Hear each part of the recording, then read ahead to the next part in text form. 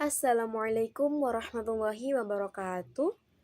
Perkenalkan, nama saya Jazaul Ilmiah dari Prodi Pendidikan Agama Islam semester 4 kelas C. Nah, di sini saya akan mempresentasikan hasil dari mind mapping saya dengan judul Infak, Sodaqoh, Quran Surat Al-Fajr, Quran Surah Al-Baqarah. Nah, di sini saya menjelaskan terkait tentang materi tersebut untuk memenuhi tugas mata kuliah materi PAI, MTS, dan SMA. Mungkin saya di sini mengambil mata pelajaran Al-Quran Hadis untuk kelas 8. Nah, ini sekilas materi saya. Mungkin langsung saja kita masuk kepada materi untuk yang pertama, yakni infak dan swadako. Nah, di sini infak itu berasal dari kata al-faqo yang fiku, yang artinya membelanjakan atau membiayai yang berhubungan dengan perintah-perintah Allah.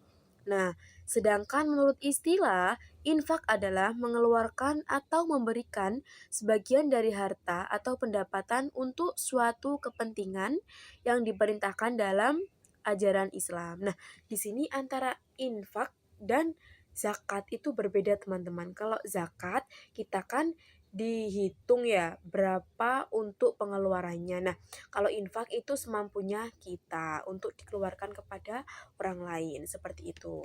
Nah, infak adalah mengeluarkan atau memberikan sebagian dari harta atau pendapatan untuk suatu kepentingan yang diperintahkan dalam ajaran Islam.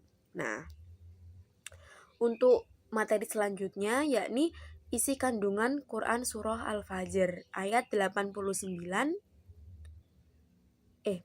ayat 15 sampai ayat 18. Nah, di sini dalam Quran Surah Al-Fajr ayat 15 sampai 18 adalah menjelaskan tentang hal-hal sebagai berikut. Nah, yang pertama, kita hendaklah manusia tidak menyombongkan diri di hadapan Allah dalam setiap keadaan, sedang banyak rezeki ataupun kekurangan. Jadi misal kita nih dilanda rezeki banyak, nah kita itu tidak boleh menyombongkan diri di hadapan Allah. Begitupun sebaliknya. Nah, sebaliknya jikalau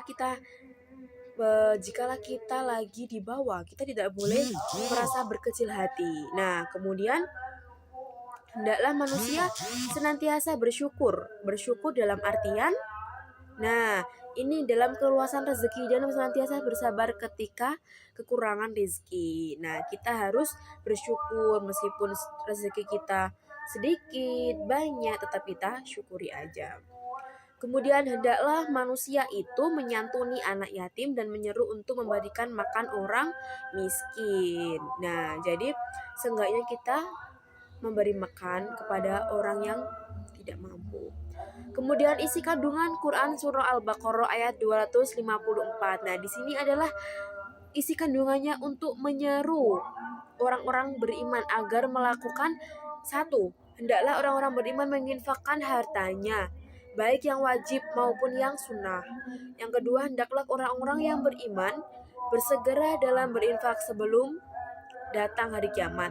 Yang ketiga, orang-orang beriman hendaklah meyakini bahwa nanti di akhirat hanya amal soleh yang akan menjadi penolongnya. Jadi dikala di akhirat nanti amal kebaikan kita yang akan menolong kita gitu. Jadi maka berlomba-lombalah di saat kita masih di dunia. Kemudian isi Quran Surah Al-Baqarah ayat 26 adalah menjelaskan bahwa Allah melipat gandakan pahala sampai 700 kali lipat bagi orang-orang yang menginfakkan hartanya, dan Allah akan membalas kebaikan di dunia dan di akhirat. Jadi, kalau kita sekarang lagi di dunia, maka kita perbanyaklah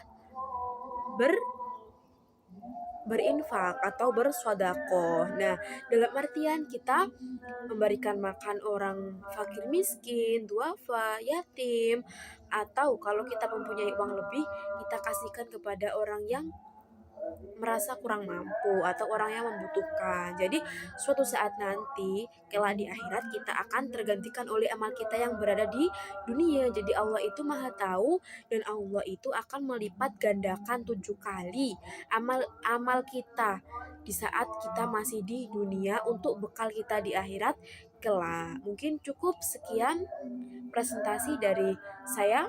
Kurang lebihnya mohon maaf. Saya akhiri. Wassalamualaikum warahmatullahi wabarakatuh.